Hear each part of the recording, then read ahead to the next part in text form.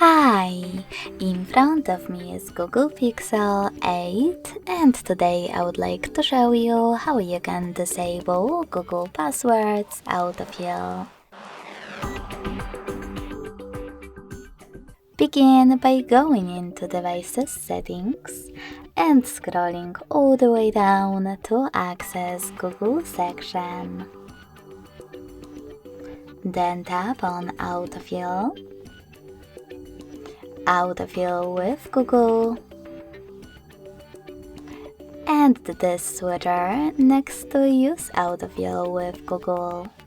So when I click, as you can see, the switcher turned white. That means that autofill is definitely off. But you can always switch it on by hitting now white switcher again. Thanks so much for watching. If you enjoyed this video, don't forget to leave a like, comment and subscribe. Bye!